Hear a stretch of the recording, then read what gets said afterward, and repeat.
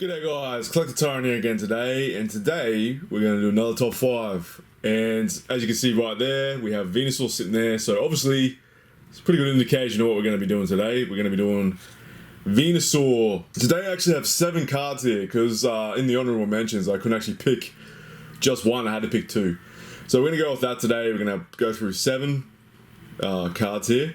And Venusaur is my favourite Kanto starter of all time. I just love it. I reckon it's an epic Pokemon. I reckon it's one of the best Pokemon ever made, in my opinion. We're going to stuck right in, and this is Collector Tyrant's top 5 Venusaur Pokemon art cards of all time, in my opinion. Number 5.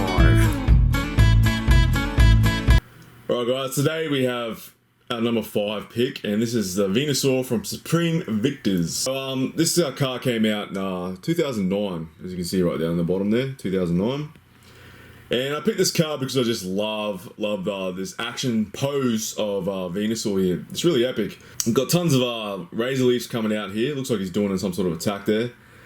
Really love that, guys. Really love this Venusaur. Really love how they've done sort of a top view on it as well. You can sort of see it from the top of the flower down to its body. And like it's looking up at it at its own attack, if that makes sense. You can see the eyes there looking up at the Razor Leafs flying through. And obviously it's in a battle right now, so I just really think it's a really action picture of Venusaur. Really love this card.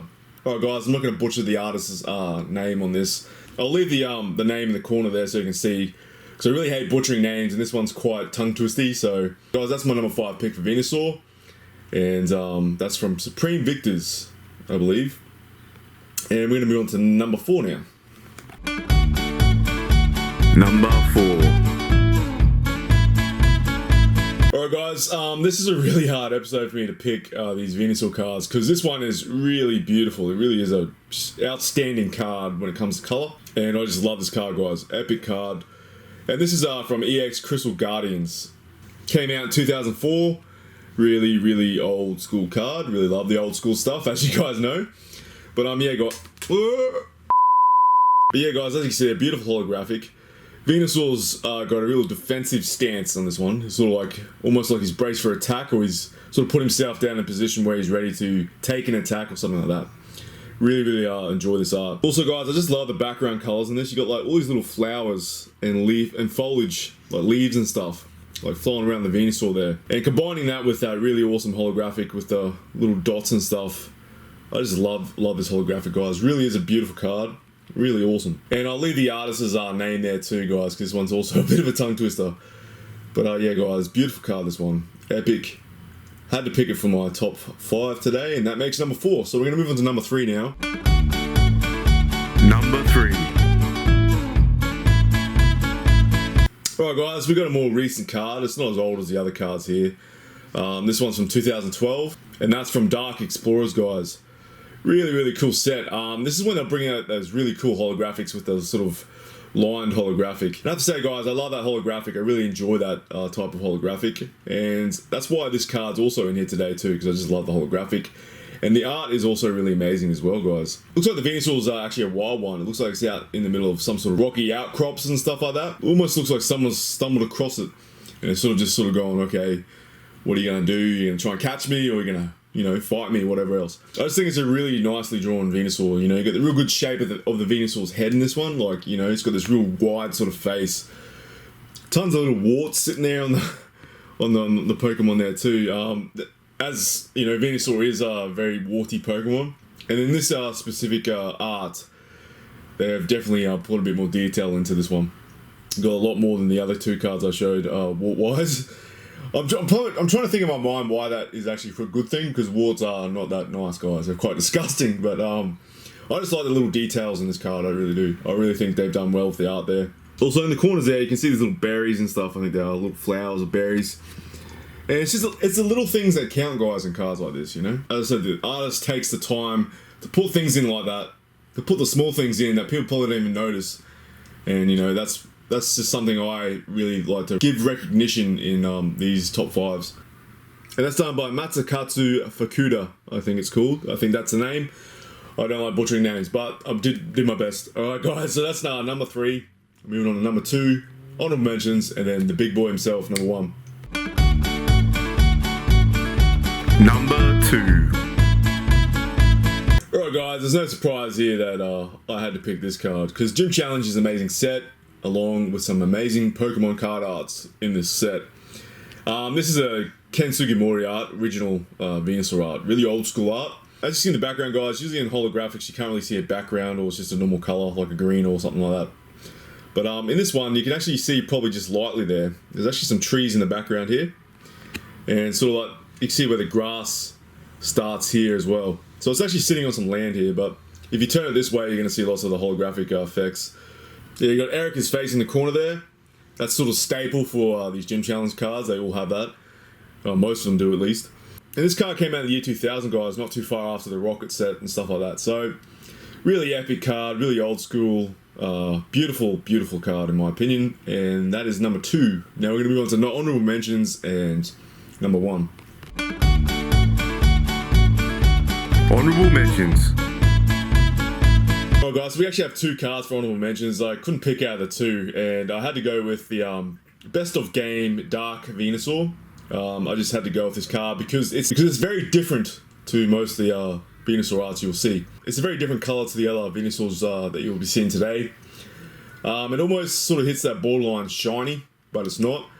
As everyone knows, Venusaur shiny has a light green with a more orangey flower and stuff, but it does have that real light orangey flower. It's just a more of a bluey colour in the art here.